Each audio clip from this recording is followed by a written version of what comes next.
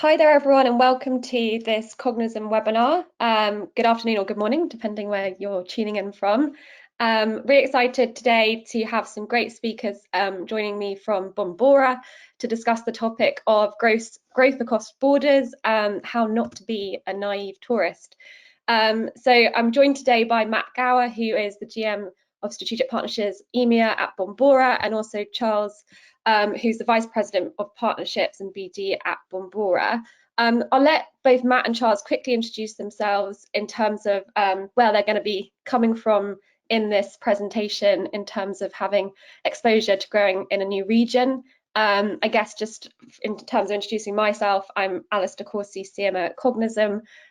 We've actually recently launched Cognism into a few new markets, the United States and also the DAC region. So be coming at this webinar from that experience. Just a few housekeeping rules before I let Matt and Charles introduce themselves. The webinar is being recorded and the presentation and the slides will be sent out after the webinar for you to watch on demand and access at your own leisure. And please, we want to keep it really interactive. So when we get to slides and you have questions or whenever you have questions, please just pop them in the questions or chat and we will pick them up and answer them as we go. So yeah, kicking off with Matt, it'd be great if you could give us a bit of an intro. Yeah, sure thing. I'm Matt Gower from Bombora. I'm the GM for EMEA, and I've been with Bombora for just a little over 3 years now. Thanks, Amazing. Matt. Thanks, Alice. Oh, sorry. I'm Charles. I'm the Vice President of Partnerships and Business Development here at Bombora. I've been at Bombora pretty much since the start of the company, so almost 7 years now. Matt and I work really closely. We're headquartered here in the United States. I'm in New York, and Matt and I have worked really closely on our European expansion plans, and Cognism as a partner has been a big part of that. So looking forward to sharing what we found today. Amazing. That takes us nicely on to what we're actually going to cover in this session. We're going to keep it really tactical and hopefully lots of insights for you to be able to take away in action. We've broken it down into 4 main areas. So the pre-launch phase, where we're looking at research, personnel and resources. So the launch and penetration phase, and then learning and iteration. And then finally, we're just going to cover some mistakes that we've probably been through and can help you avoid, hopefully, when you go to market in a new region.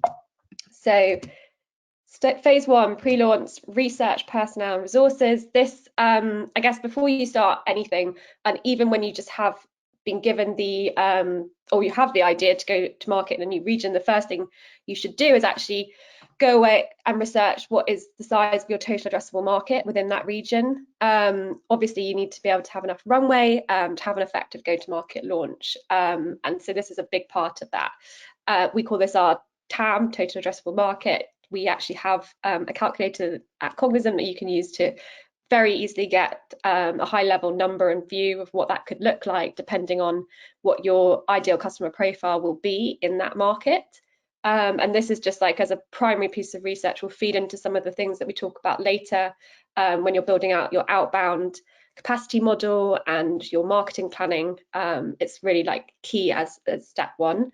I don't know if like Matt or Charles, you want to add anything towards this in terms of identifying the total addressable market? No, I think you nailed it. We think of this, and I'll probably touch on this a little later, as kind of market capitalization, what's out there. Let's say we do our jobs as best as we possibly can. Competitors don't come up. What's the size of the prize, so to speak? And I think this is crucial before you go into the market to say, yep, we should put the resources to it, and also kind of help you set your goals. Yeah, perfect. I would, Alice, I just add one last thing on there. When at the end, the bottom right sets achievable goals. In my opinion, that's one of the biggest things that if you have, and I've worked for companies before that have had really big goals and nobody thought that they were achievable. And that can hit motivation quite hard. So I think it's really important to set achievable, maybe stretching, but achievable goals. I think because motivation, resilience, tenacity, that sort of thing when breaking into a new market is absolutely key. So yeah, that's one thing I'd like to add. Yeah, and I think touching on that, just to give some insight to how we think about this at Cognizant. So when we launch in a new market, when we do the financial plan, that new market isn't actually planned into like the predictable revenue piece or the like we will obviously give that region targets, but we're not relying on that to hit plan. So success there is kind of it's above and beyond like what we've been aiming for. So we kind of factor that out to give our team on the ground the time they need to actually go and grow that market without it directly impacting the business goals. So I think that's also important to note. And then this brings us on nicely to building the ideal customer profile. So before you go into a new market, you need to sit down a cross-functional team, customer success, product, marketing, sales, and really deep dive what that ideal customer profile is going to look like. You obviously will have a good formula for your current market. I guess like a word of caution is that is going to look different in your whatever market you're looking to move into. Some of the things that we look to include within our like ICP breakdown and templates are things like what motivates those people, what are their responsibilities, their backgrounds and their goals, and like where do they like live and absorb information. And those are all things that will definitely change depending on the market that you're looking at. And we'll come on to this a bit later in terms of how you're going to get that information, given that maybe that go-to-market team in the first instance isn't native or based in that region. I just think the more detailed you can get, the more research and the more time you can spend on building out these personas, the better and more successful you're going to be, because it will literally feed into everything that we come on to later, including like your outbound outreach and approach, the list building that you give to your outbound sales team, the marketing channels that you use and the messaging you use in those channels. So it's really the foundation. I'll hand over to Charles and Matt if you have anything more to add on that. No, I think you nailed it. You kind of have to get all kinds of stakeholder buy-in. We're going to talk about data, of course, too. One thing we did is hire a consultant as well to kind of validate some of our assumptions and interview potential clients in the space, interview our team to consolidate this information. So I think knowing everything you know and then asking for help with people that have local knowledge is also a good idea. Yeah, I think that's really important. The only thing I think I would add there is if you have a big client, a premium client, a big brand, or even if you go into when you're doing the research, the pre-launch research too, if within the network there's a big brand, even if it is a lost lead, you don't make money out of it, you don't make any profit out of it, that helps hugely to get in a new market maybe where your company name is not so well known. That helps hugely. Great points, thank you. And just in terms of like the data inputs that you could be looking at to build out that ICP, we're going to dive into data specifically more in a later phase of this presentation, but the things that we use to build our ideal customer profiles are contact data, technographics, firmographics, and buyer intent. That's obviously where the Bombora piece comes in. I'm not going to dwell too much on this slide because we're going to actually touch on the data piece more in depth later on. So I think moving on to the outbound, we're going to get quite tactical now. So we've identified that we have a total addressable market that is reasonable sized for us to go into this new market, and that the opportunity for growth there exists. And then we've built out our ideal customer profile. And now it's kind of time to dive into the models that we're going to build for our outbound sales team and also sales quotas. This will then help inform what we're going to do on the marketing side. I'm going to hand over on this slide to Charles to kind of talk through how you guys approach this from the sales piece. No, thanks, Alice. Yeah, I think as I alluded to before, it all kind of starts with that ICP or TAM exercise where you're looking at the accounts that are great fits for you, how many of them there are, if you can segment them by, a lot of people look at SMB, mid-market, enterprise, and then you probably, from your existing markets, have a pretty good idea of what an average deal size should be at those accounts. And you might want to give yourself a little leniency there, especially in the early going, because your average deal size might be a little lower in these markets. And that's where I start to think about, all right, what's that market capitalization look like? Is this a $50 million opportunity for us, a $500 million opportunity? And then you've got to think about, how aggressive is this plan? Is this something we're dipping the toe in the water and reinvesting in kind of gradually, or is this something that we know it's there, we want to capture this market quickly, and build yourself a plan to start to go after that market size? So looking at, hey, do we have a 3-year runway here, or is it a 5-year runway to get to the percentage we want of that potential revenue out in market? Then when we have kind of a plan of how we want to go after it, then we have to think about, how realistic is it to go after it with the staff we have in place? How many outbound leads would we need to hit those revenue goals? What's our lead conversion rate from outbound today when we try to generate interest across different channels? How much money do we spend on that? And then how does that equate to how many meetings each rep will get every week, every quarter? What's our close rate that we have in our existing market from meeting set at a qualified account to actually booking a deal, winning a sale? And again, you might give yourself a little flexibility here, because you probably have figured a lot of things out in your existing market where your conversion percentages might be a little higher, but that's probably a good start to say, hey, we know we're going to be doing some top funnel nurture, but a lot of this is going to be feet on the ground, engaging these people, these accounts that we know are great fits, and potentially showing intent. How many leads do we think we can generate? Meetings do we think we can generate? And how do we staff that so we can do it at scale? Amazing. And then I just wanted to check if you've got anything more to add back on this, or no. I think Charles has nailed it there. Yeah, amazing. I guess I have one question just from my side, because you guys are coming at it from the sales perspective. But you know, we've done the TAM research in the ICP, and there is, you know, potentially in the early days, you're not going to have, especially as you're building up in a new market, you're going to have minimal reps potentially in place, and build it gradually as you prove out that market. How do you decide which part of the TAM and the ICP, obviously intent I'm sure is going to play a part of it, but specifically industries like maybe first, or target buyer persona you're going to go after first? Like, how do you make those decisions, or do you just build out a plan to tackle them all over the year?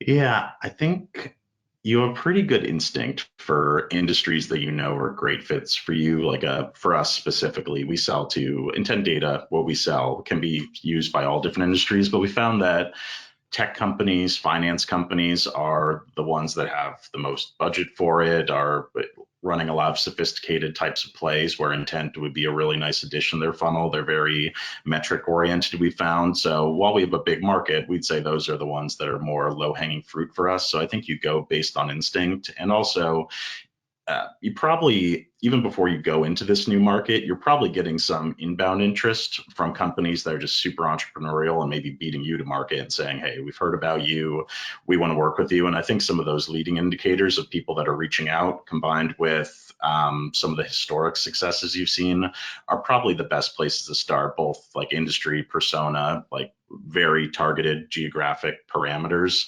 And then, of course, try to base that, kind of push that feedback against people in the market today, consultants, colleagues, acquaintances, just to try to validate those assumptions that you're making is kind of how we go about it. Great, makes sense, thank you. And then this brings us on to, but I mean, this is more of a takeaway, I think, for everyone watching or watching on demand later. I won't go into it in super detail, but I think it just covers what Charles has mentioned, but it's actually the model that we use at Cognism, so that you can work out exactly from your revenue target how many heads do you need in your SDR outbound team, how many heads you're going to need in your BDM closing team, and this is the model that we use, and we sort of worked out here exactly how you can look at that, and then take that away and kind of build it out yourself if you are looking to go into a new market. But I think that's more of a takeaway resource than something we'll digest on the slide now. And then in terms of marketing, so this is what I use, and it's my model at Cognism for building out the targets within my segments and for regions, and when we go to market in a new region. I guess the main things here that I'm going to cover are you need to make sure you understand what your conversion rates are across your different channels within marketing. So you don't want to be you don't want to bucket all in together and assume a combined conversion rate, because I think that will just get you in trouble. Also allow, as we've said before, for a bit of buffer onto those conversion rates, because what you have optimized at scale in your current market is not what you're going to end up starting with in your new market. And then you also want to break it out into segments. So depending on what you've agreed, what strategy is when you're going to market in a new region, what do those segments look like, and your conversion rates and your average deal sizes and other key metrics are likely to vary for those segments. And that's kind of what goes into the model, really. Once you have that information and you can break it down across the funnel, you can very easily build out what your targets look like, how many deals you need to be bringing in across which channel, and then from there, the way I kind of am able to put forward budget proposals in terms of what will be required to hit those targets. I can work out what the cost per sales qualified opportunity is going to be, and then from there, it's a really easy place to work out what the budget required will be to hit those goals in terms of deals and MRR. I suppose the one thing I haven't mentioned as well is understand what split your CEO or leaders are requiring from marketing to contribute when you do go to market. So for us, we try and aim at 53% marketing contribution to the new business revenue target. So that's where we start as our baseline. I guess Matt and Charles, do you have anything you'd like to add on that tool? I would just say, Alice, that it's obviously, I would build in a certain amount of flexibility into this. This is obviously a brand new market to a company, and it's very much a moving target. That's all I would add, and just make sure that you may very well do much better than the projections, but you might do a lot worse as well. So build in the flexibility both ways. That's all I would say. Yeah, for sure. Great. And then, so we've kind of done a lot of the metrics and data-driven piece, but then going into a new market, there is the contents angle and the resource angle that you're going to need. So arming your team, well, actually, the content is the next one. This is about data. So this is actually just like, if you're going into a new market, how are you actually going to contact those people that you've identified sit in your ICP or in your total addressable market. This is obviously bread and butter for you, Charles and Matt, so I'm going to hand over the data slide to you guys. Yeah, no, absolutely. Thank you. I think I'll actually skip the full first bullet point and then come back to it. But I think technographics and firmographics, technographics are a really powerful tool to know which technologies companies in this new market already have competitors of yours in place, already use technologies that you partner with that could be a good leading indicator that you can either run takeout campaigns to these types of companies, or if they just look like good fits to purchase something next, which could be you or your competitors. Third-party intent data, there are several providers out there. Selfishly, we think we're the best, looking at accounts that are doing tons of research online to say beyond, hey, they're a great industry, great revenue size, the team looks right that we'd sell into. Does that team actually show interest right now? Are they doing a lot of research online regarding the product that you sell? Combining that should really help you find a great list of accounts to go after. And with the intent data, it becomes fairly dynamic as the data refreshes. Some of those accounts that fit from a firmographic and technographic perspective might not be worth reaching out to right now because there's no intent, but they will eventually. And then, of course, if we're thinking about especially an outbound motion, the contact data is key. We can do a lot of top funnel ABM without contacts, but if we're going to have a SDR, BDR, AE team also working in a synergistic way with the marketing resources, they need to know who to email, who to call, who should they be influencing with their outreach. And one of the biggest reasons we partnered with Cognism, we're a huge fan of their data. We've used it in the past. We know the quality. We feel good about the compliance aspects of it as well, as that's being more and more important. So I think that's a really good data stack to start with. And then probably the next pieces down are ones that I've always forgotten about in the past, and I've started to realize as I've gotten older. how important they are, especially the first one, which is all around enablement. Especially if you've worked at a company for a long time, like I have at Bombora, you just have a wealth of kind of innate knowledge that seems super simple to you, but isn't easy to pass on to people, especially if you're not spending a ton of time with them face to face, day over day. They'll sometimes be in a new market, or during COVID, of course, you don't see people as much. So the onboarding and training, both to tell your story and how to use this data to their advantage, that's a huge piece that we could probably spend its own webinar on. I'd let our sales enablement lead take that one, but definitely something to plan for. And then going into a new market, make sure you've done your homework on legalities of actually engaging with these people, either based on any of the data points we've mentioned. Obviously, Cognizant, we just have a ton of faith in them that everything is collected compliantly, but even markets might have some regulations that you want to keep in mind before you build a big sales team in motion. Make sure you've kind of done your homework there, so you know that you can plan and then actually put it into action and feel good about it. Perfect, thank you. And we've got some questions actually, so I might just quickly stop here and get those answered. I think there's one thing I'm just going to clear up. There's a question that says 53% marketing spend. Why? That's not the spend. The 53% is actually the proportion of the new business revenue target that should come from marketing. That's what the target is, and that's how you work out that inbound model and what that's going to look like from a targets perspective across the region and across the segments. Obviously, that might well vary per company. This is just what we aim for at Cognizant due to our CAC or marketing being lower than our outbound CAC. So we try to grow that channel, and we're able to achieve that pretty predictably at the moment. So obviously it'll be a bit different in a new market, but that's what we would aim for. And then I've got a question on the sales side, which is how do you track average activity per day per rep, and what is the response of a sales rep? So hand that over to you both as the sales experts, I think. Oh, data is definitely your friend here. So part of that onboarding and training is probably teaching the reps your best practices for how you track performance and activity. So if you're using a sales engagement tool like Outreach or SalesLoft, or I know Cognizant has some capabilities there too, if you can sync that to Salesforce to see kind of the outbound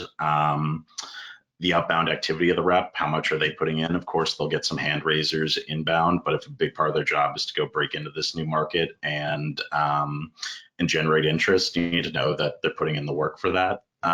So we can track emails, calls. I think we try to think of it too as, hey, we know they're going to have this many touches at the people at these accounts that we know are high ICP. How many accounts are they touching? And then we could start to track what's the conversion rate. Are there specific channels of outreach or messaging that are more successful than others, and how do we quickly game plan on that? Another thing we commonly do at Bombora is we have a small team that listens to gong calls quite a bit, so we can track outbound activity. We can see how much of that converts to meetings. We'll probably track some of the softer metrics by having a lot of us listen to gong calls. I know I was listening to a lot of gong calls at 2x speed when we start going after a smaller commercial market, just to hear the questions they ask and how our reps answer them. So data's our friend. Probably outbound activity, meetings per day, meetings per week, and then conversion rates down to that, and then digging into the softer stuff to see what you can get from those conversations. Yeah, and I'd say, don't feel that it could be overwhelming to think there's a lot of data. What do I need to tech up for that? It can just be an Excel sheet, when you're starting out. And obviously you probably have a tech infrastructure anyway in your current markets, but I guess just not to be overwhelmed by that as a concern. The other thing I couldn't agree more on the gong calls. I mean, that's so helpful. And the other thing we do, and we will set up a Slack channel for the new market huddle team, or whatever you want to call them, pod, and we will send links of our SalesLoft or Outreach calls as they're happening with the SDRs, and it's the fastest feedback loop back into the go-to-market team that you can get, really. And kind of you start to understand what messages are landing, and what people are responding to your core message and position. It's really helpful. Alice, I just wanted to just add just one last thing to this piece. and Charles alluded to compliance. So whatever data partner you use, make sure that they are GDPR compliant. There, as Charles and I both know, there are a lot of suppliers in the market that use bid stream data, for example, and there's not really any way that you can track that back to get compliance to use an individual or a company's data. So I would that's one thing that I'd like to underline. Just make sure that you dig into exactly how and what they can use data-wise. I think that's really important. You don't want to go into a new market with a massive fine if you get caught by the ICO. It's a great point. And, you know, for mature teams, you might have a data provider in place in your current regions, but that may potentially not be a fit for whatever this new region looks like for you, your new frontier. Potentially it's in Europe and your data provider is very strong in the US, or if they don't actually comply with GDPR, like these are things that you definitely need to look out for and make sure you're uncovering before you start hitting the phones. I've got a question here as well, which is like, when entering a new market from an established company with a mature marketing department, would you advise to hire a local marketing manager and then build out a sales team, or opposite? So I'll give my biased opinion on this, then I'll hand over to you, Charles and Matt. But I would say, like, from our experience, definitely local, and we'll come on to this in the later slides on why, but absolutely 100% local, and experience. I think that's really key. So we did try hiring like less experienced because we found it was quite expensive to hire in some of the new markets we've entered into, but in the long run you're much better to hire a very experienced person who is local. And I would say marketing first, because you need to lay all the foundations and infrastructure. But you might also want to have that sales leader, whether they're going to be like boots on the ground or coming from a GM somewhere else, but they would probably want to work very closely with that marketing lead in the early days, because a lot of the work is around establishing the ICP, the total addressable market, and all of the, I'm going to come on to this, but the content resources that are going to be required to actually have a successful launch in a new region.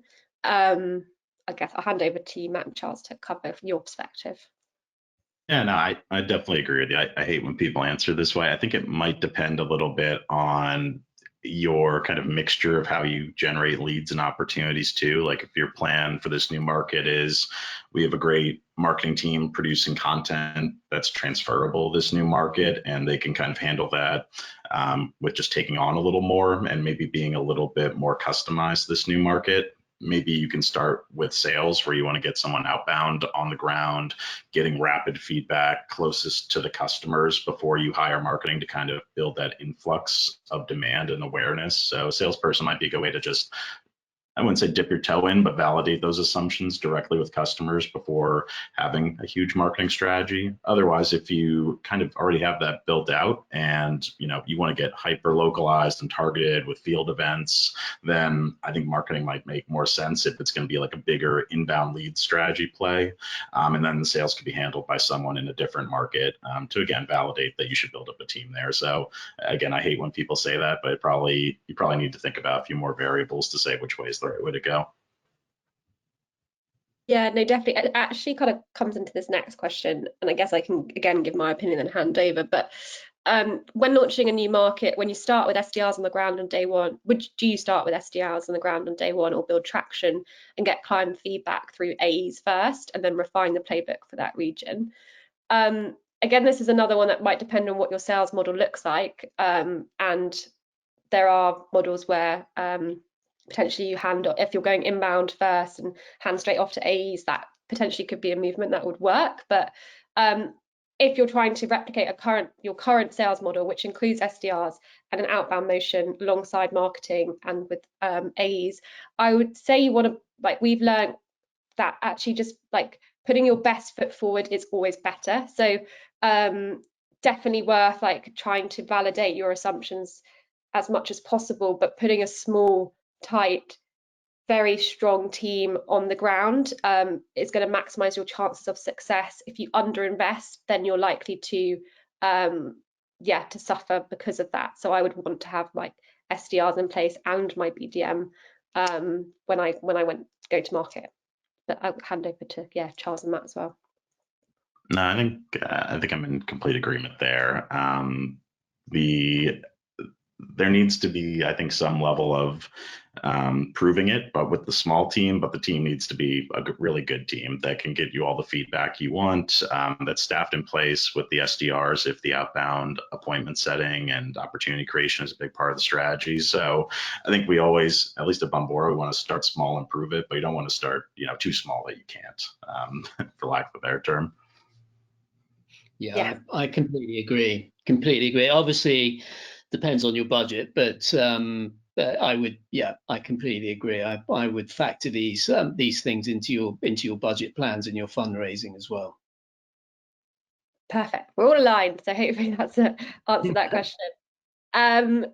And then, so coming on to the other things to arm your teams with, so we've covered off like the data piece, but they're going to need a lot of resources on the content side. So it kind of goes back to why I was saying it's really important to have that in-market specialist on the marketing side of things that can actually help produce all of this, because there's a lot of work up front you're going to need before you actually go into launch. I've just listed out some of the things that we found really helpful, but persona guides. So we like to have these really concise and walk through them with all of the sales team who are going to be our boots on the ground. Competitor battle cards and comparison documents. So we'll do thorough research on what competition exists in that market, because it will be different to the other markets we're operating in. And our USPs will differ in relation to those as well versus current regions. So that's a really important piece, and make sure you're arming your sales team with those. We want to have talk tracks and messaging houses for each persona. You want your go-to-market to be aligned, so what we're saying in our marketing ads and email copy is also echoed in what the outbound outreach looks like in the emails that they're sending. Really important to have leave behind resources for sales, so product overviews, tactical how-to guides, and localized educational documents. Just again, like another thing, it's just really important not to skimp on the localization of all of this. So translation can be a real barrier to entry sometimes, but my biggest, I guess, piece of advice would be to kind of overinvest in that.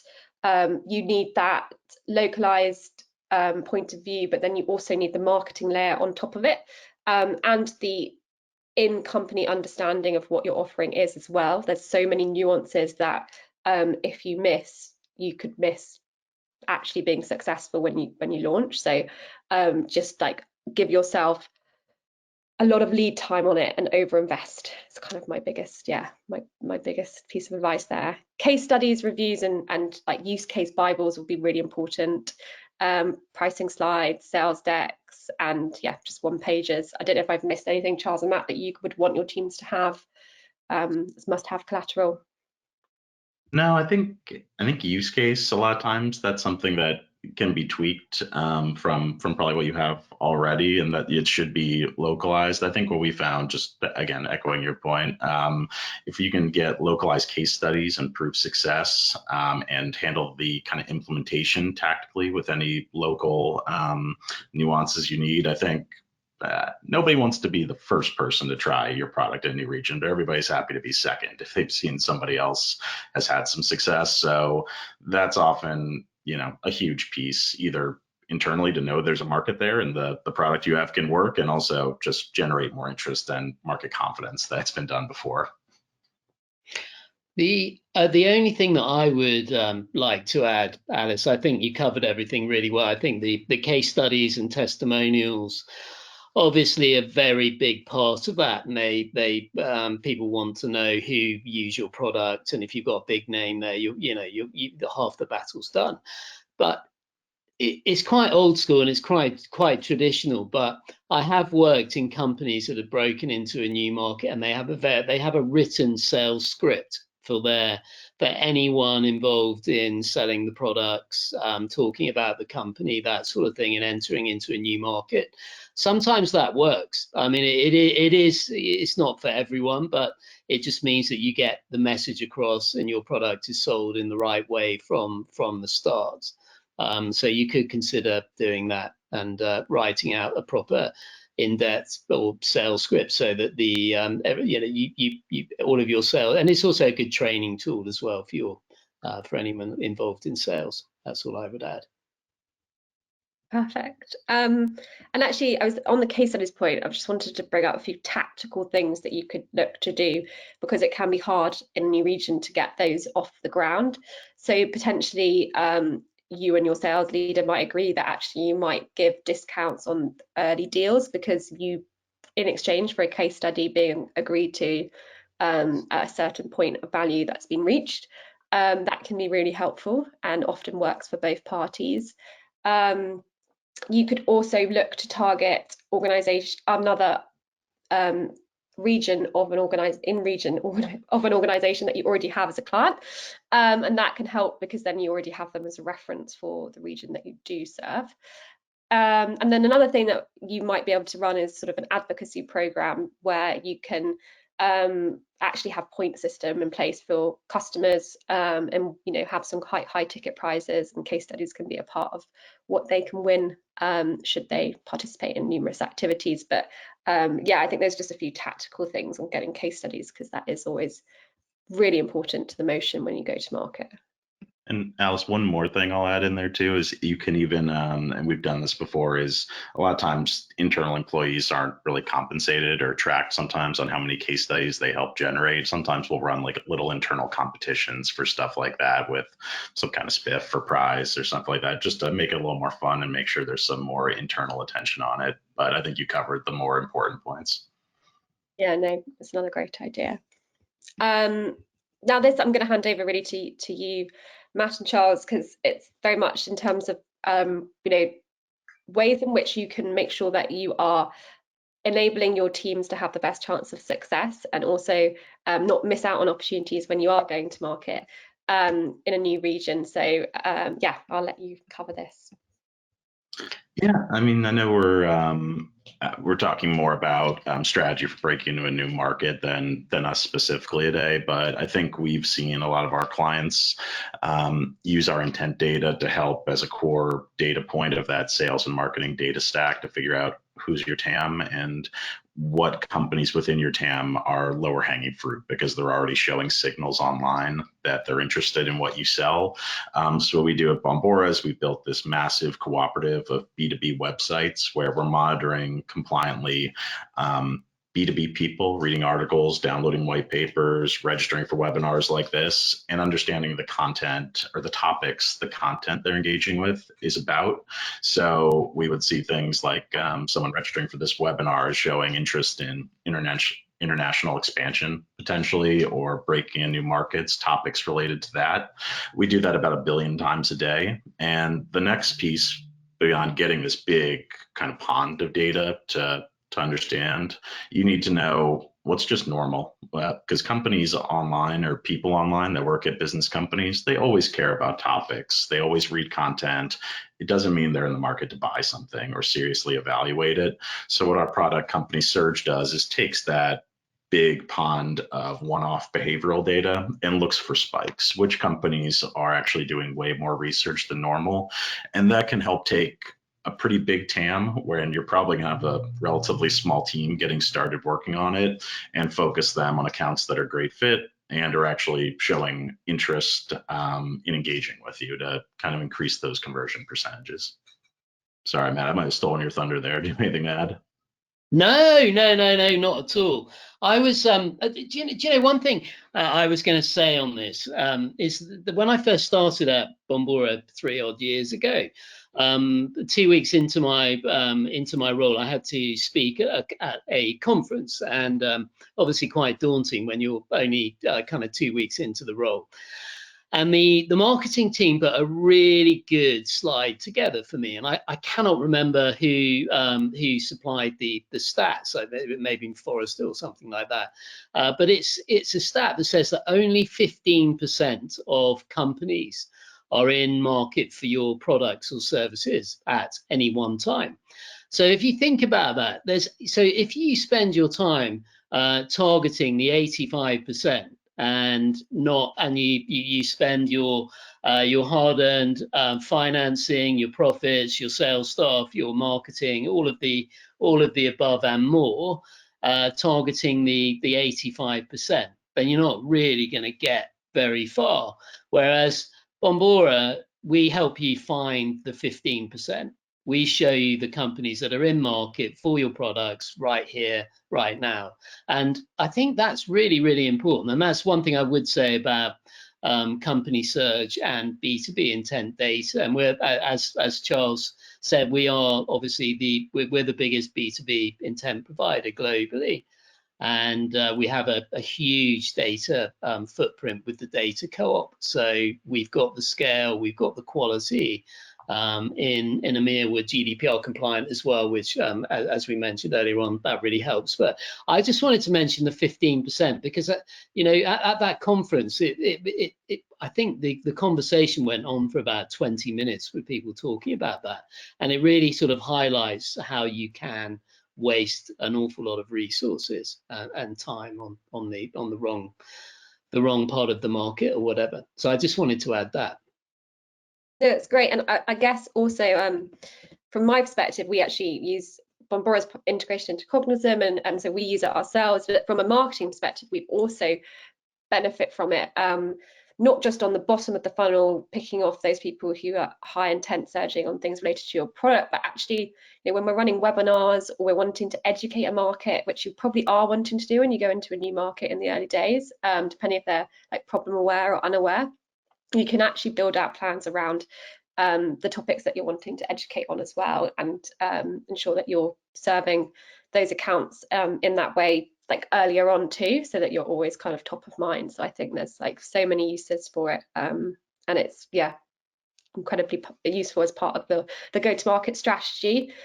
I think we've kind of covered all of this, so I won't actually spend any more time on it. I want to cover this question that's just come in, and it's about especially because it's very relevant to both you, Matt, and Charles. What is your take on investing in partnership channel sales when entering into a new market? And what is your experience of building this channel? So I'll hand over.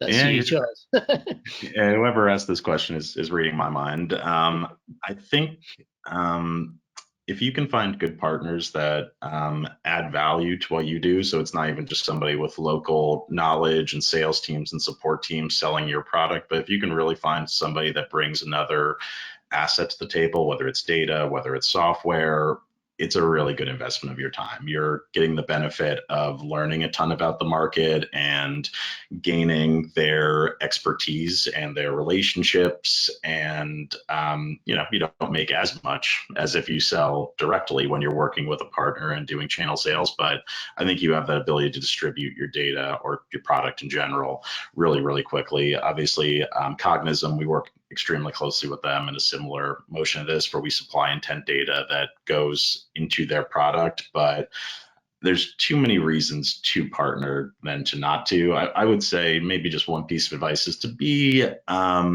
selective about who you partner with. Try to make sure that, I use this saying, it's kind of an Americanism, but the juice is worth the squeeze. Somebody that actually is bringing that joint value proposition with you with their product, and they have the expertise to scale things quickly. I think if you put too many roulette chips on the board, you kind of you take away a lot of the opportunity by working with too many people, where no one invests the right time and energy into making it a big partnership. So I think it's definitely something that if you are going into a new market and there are channels and partnerships that can help you accelerate it, I think it's one of the best things you can do. But that is my job, so I'm probably a little biased. Great, thank you. Okay, cool. So we'll move on to hiring. So this is really important if you're going to be successful in your new market. I think we've touched on it a little bit, but in-market specialists are vital to any success when you go to market in a new region. We found this out at Cognizant, actually, particularly when we went to market in the DAC region, and actually not only knowing that you need to hire in market, but then actually understanding how to hire in market was like another big barrier. So we found out very quickly that for the same sort of experience that you would hire in in the UK, you're going to be paying a lot more for that in the DAC region. So that needs to go into your budget when you're setting out your plans for your go-to-market. We also, the talent is, the maturity of the understanding of marketing in that region is very different to the UK. So you're also looking for potentially unicorns within that region, and that's also makes it more challenging. Understanding how you can hire grads for your outbound motion is also really important. It's something as well that we is very different and much more difficult for us to do in DAC versus what we do in the UK. So I think just thinking all of these through and making sure you've researched it thoroughly before you actually go to market in that region is really important. But then you need to actually go out and hire these people, make sure you have them as part of that core team when you start the go-to-market motion. For example, we didn't have our marketing manager in place when we went to market in the DAC, and we just translated through an agency and another resource our website. And what we found was the conversion rate on that just dropped overnight, and we just didn't have the knowledge internally without that marketing native specialist in place who understood our product to actually overcome that. And now that we have that resource, it has just like skyrocketed. So that is how important it is to have someone who understands the market be a part of your launch journey and just like inside out. So I covered most of the points there, but I guess Matt and Charles, anything to add on that? Well, the only thing I would say is that I do totally agree with you there, Alice, on all the points that you've made. I think it is important that you get country specialists on board. It's not only do they have an existing network in market that can give you a very big head start. I think it's just really important that you do have country specialists on board. You have that network, and they will be able to give you the knowledge of the market, and they will hugely accelerate your plans. If they have, say, 20, 30, 50 or whatever key clients that they've dealt with for many years, and they hopefully will then bring, if not all, but a large percentage of those clients to your business. And that's going to save you a lot of time, energy, and potential losses whilst you're kind of building up a new market. So I would say on that side, it's really, really important.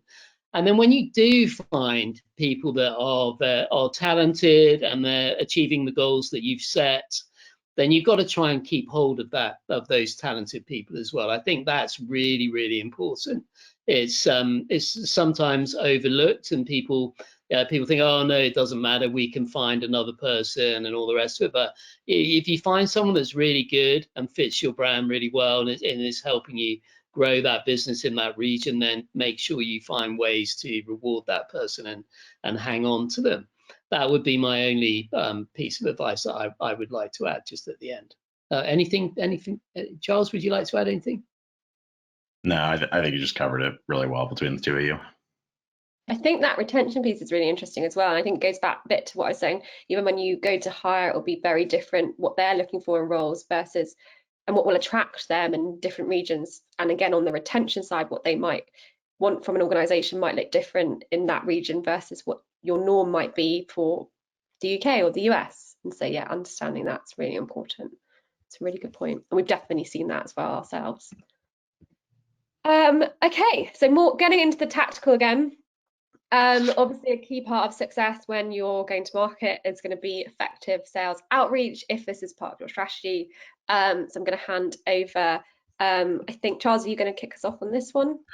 Yeah, and I know we're running a little low on time, so I'll make this tighter than my usual responses. But I think SalesLoft just put out a great study that the sweet spot for prospect engagement is 15 touches over 16 days. And when I read this stat, I was thinking, wow, if somebody did that to me, that would be a lot. I'd probably be a little overwhelmed. And then I started to dig into their study a little bit and look at the mix of different channels that they were reaching out on. I think the last thing anybody wants is somebody just sending them in mails or emails over and over again with did you read my email? ?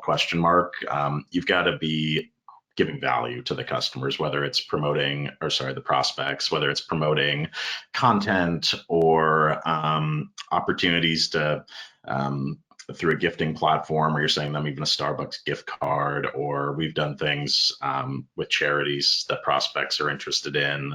I'd make sure that you're always giving value with each and every touch. Make sure there's something valuable there, because nobody wants to be just bugged over and over again. And then mixing up the way you engage with them. Some of these are very one-to-one, phone calls, emails, in-mails, whatnot. And some of these are a little bit broader and give a different message. So I would say build out a plan with a lot of these enablement tools, Sales Loft Outreach. Again, I know Cognizant has some capabilities there too. You can set this up at scale, so you can kind of trigger it with personalization built in for the people you're going after, and set up either a sequence or a cadence to kick these off. And once engagement happens, that's where the humans come back into play to start engaging with the prospects. Perfect. And then we actually got, this is just an example, it further highlights exactly what we're talking about, but this is sort of our top outreach sales cadence, and it will be a takeaway that you can have and sort of implement if you are looking for one to implement. Has our highest response rates and used by some of our top performing reps. So that will be in the slide deck for you afterwards. Matt, I think you're going to take us through how to resonate with your personas in a new audience. Yeah, sure thing. I would, as Charles said, I'll make this very quick because I know time's not on our side. But I would, my only advice here would be keep whatever, whether you use LinkedIn or email or whatever you are using to contact clients with, keep it short, keep it tailored to. I always, if I'm doing outreach on, or I'm showing people how to do outreach on LinkedIn, for example, I will tailor the email to the job title of the person. I'll also research the job title. Have I got the right person? Is that the right person in the organization? That sort of thing. And always have the end goal in mind. So what do you want to achieve from the email, from the outreach on LinkedIn or whatever? Do you want to get a meeting? Do you want to get a call in the diary or whatever? I sometimes go as far as writing on an email. If I've got the email address or whatever, I'll say, I've got some time in the diary next week on Monday at 4 p.m. GMT or whatever. And I say my diary's quite full at the moment, so it is quite pushy, but at least it gets you in the door. And you can then say, right, I'll put a placeholder in the diary for 4 p.m. next Monday for us to talk. We can obviously change that if needed, but my diary is filling up pretty quickly at the moment. 95% of the time when I'm doing outreach like that and trying to get meetings in the diary, that works really, really well. And that with the end in mind, as I mentioned, that does achieve your goal of getting that meeting. And at least it's in the diary, and then people will come back to you on that and say, yeah, no problem. If they either accept it or they want to change it, that sort of thing. But I would keep things, as I mentioned, very, very short. I think every person, whatever job title they've got, they probably get loads of emails every day. Their inbox in LinkedIn gets full up. So it needs to have a very good, very concise title, and sort of resonate with them and their job title as well. So if they're in commercial, I've got some budget for you. That always gets a reply. If they're in marketing, I can help you achieve your marketing goals or whatever. If they work in a subscription business, I can help you grow subscriptions. But that would be my header, and then underneath would be a very short message. So, and on that message, I'll keep it short. That's all I would say. Yeah, I think I'll just double down on that last point. Like the number 2 there is the most important one. I think it's not about what you want. It's kind of putting yourself in the prospect or customer's shoes to say how it can affect them. Not here's what we do. It's more here's how it can impact what we think you're doing. Be humble, because you only know so much, but you can probably put it into their language if you think about the right personas and craft messaging. Perfect, thank you. And then, really quickly, you will want to map out those sequences and emails that you're going to be sending for each of the personas you want to target. This is, again, more of a takeaway you can use as a template, but how we think about it at Cognizant, how we map out those personas and then build out cadences according to them. And tactical marketing execution. So I guess like the one thing I want to say on this is be prepared to invest in building demand in that new market, and forgoing some of the more traditional kind of marketing tactics at the start. Things like gated content to a cold audience who don't know your brand is just not going to be the kind of things you want to be focusing on in the early days. So you need to think about it in the frame of mind of how much am I willing to pay to get this message or this piece of content in front or read by my ICP in that new market. And actually it probably is more valuable for you to ungate that piece of content and pay to get it in front of them through an awareness campaign than actually to gate the content and create friction before they can actually consume what you're trying to educate them on. And then you already have like a brand interaction and you're building up that awareness, which is going to be really, really vital in the new market. So yeah, we always ensure as well that we've actually tackled the low-hanging fruit from the direct demand perspective. So make sure you've got your retargeting across channels set up, you've picked off your high intent keywords, got your Google Ads launched in that new market in the native language, and also on your competitors' keywords. You've got those battle cards ready, you've got your SEO pages launched against those competitors in that region as well, in the native language. All really important things to make sure you just cover off before you get going. I think like just and on everything you want to allow room to test, try and optimize. So what we found when we went to market in DAC was really, really different to when we went to market in the US. So in DAC we found a lot of success through events and like virtual events and webinars and actually content syndication, a very traditional kind of more old school channel, which I don't generally am a big fan of and I don't necessarily believe in too much, but it works in that region and it's kind of it's a great way for people for them to digest our content. The one thing I would say is make sure when you do choose a vendor for that, if it's something a route you want to go down in a market where it makes sense, is you're choosing a vendor that allows you to send them to your landing page for them to fill in your form and see your brand. If they are digesting that content within that other vendor's brand and they don't actually ever have any interaction with your brand, makes the follow-up very difficult and it means your awareness is actually pretty limited. So that's just like a tactical piece of advice I would say. And just here I've kind of screenshot again more of a takeaway of some of the results that we've seen building up awareness and ungating some of our top content in new regions to our target personas, and we have seen the spike then in the direct inbound demand that follows, and you kind of can measure it from an indirect perspective versus direct lead gen. So just kind of my sense on what you should look for when you start out marketing in the new region. Really gonna like have to run through the learning and iteration phase. I'm not sure this is super, we don't need to spend much time on this, but obviously it goes without saying you've set your TAM and ICP at the start of this journey. You need to be checking in on that within your go-to-market team on a weekly basis, really. And these are some of the factors to consider. And yeah, providing feedback to the go-to-market team. I'm going to hand over to Matt and Charles, like how you've actually run this yourselves and yeah, what your key points would be.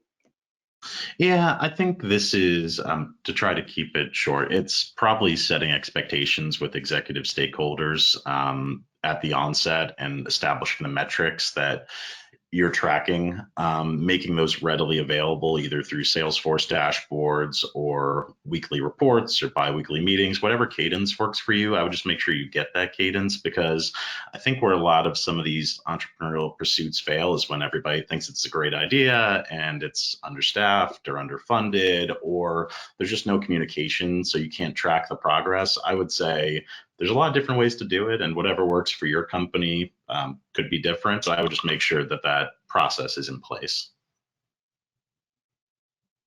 Perfect. Yeah, and I think that comes really nicely onto this next slide, which is when you have those meetings and you're discussing within your go-to-market team, what's happening right now is these are the metrics you're going to be looking at. You need to have that one source of truth dashboard that you all agree on, which is like living and breathing, and it's what you huddle around, and it can show you the early and the lagging indicators of success, both on the marketing and sales side. And these are just some of the metrics that we would say to include in that. And I don't want to dwell on it too much because you can come back to this and have it as a takeaway, really. after the fact. But I will come to the mistakes to avoid or things that we've learned, because I think I don't want, if people can learn and not have to go through it, then it's obviously better. And I can talk from experience from my side on these 3 points and how important I think they are. So I've kind of already covered it, but under investing on awareness within your ideal customer profile early on. Just think outside of the box when it comes to generating that demand in the new market, and some of those more traditional lead generation tactics might not be your first priority straight away. And making channel assumptions on primary market experience, as I've mentioned that already before, but content syndication really works for us in DAC, but it's not something we would invest in other regions. And then under investing in translation expertise and operationalization is just if it's a region where that's required, it's just so important and you should over invest in it. And I will hand over now. Okay, the only thing I'll add is I know we pretty much run out of time, is I would always hire. I've seen lots of companies that have moved into the UK EMEA market, and they've hired individuals from employees from big companies, and they've gone for the big names because if they work for Google or Facebook or whatever, then that's worked really, really well for them. But I would employ people that work on that have a startup mentality. That's all I would say. Yeah, and I know we lost the slides, but it's all good, Alice. I think I know what I'd say too. We covered a lot of my points earlier on just reporting and getting executive buy-in and setting the right goals and making those metrics appropriate. And someone asked the question about partnerships. I think partnerships make a lot of sense when you're breaking into a new market, whether it's a channel partnership that's distributing your product for you, or just a partnership for content and co-selling that is more of just a joint value proposition to market. And like the things I said before, they bring expertise, they bring information you wouldn't have otherwise, as well as probably having a decent client base for you to market and sell to as well. So if there are partnerships that make sense, I would definitely try to investigate those closely. Amazing. Yeah, and I'm sorry that we have lost the slides at the end. But Don't worry. You'll get them as takeaways. So hopefully everything's in there, and it's perfect timing because that is the end of the session. So all that's left to say is just thank you so much, Matt and Charles, for all your insights. I think it's been full of tactical things that everyone can take away now for going into new markets. If there are any other questions that we haven't been able to answer, please just probably connect on LinkedIn or send an email, and we'll follow up with this recording and the slide deck so that you have that all afterwards. But thank you very much for your time, and thanks everyone for listening. Thanks, Alice. Thank you, Alice. Thanks so much, everybody. Bye. Bye.